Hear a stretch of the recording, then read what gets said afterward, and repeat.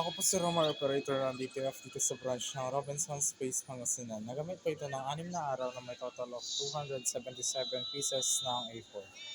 Ito naman po ang printer head na napalitan noong January 31, 2025. And ito naman po ang kaping na may 90% good condition po.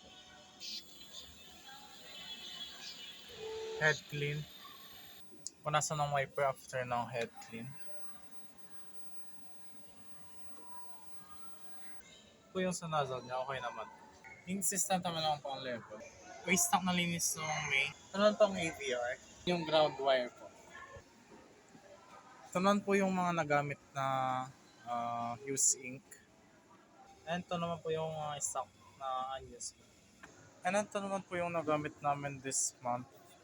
Ito po yung sa daily output namin. And daily checklist po. Yun lang po, marami pong salamat.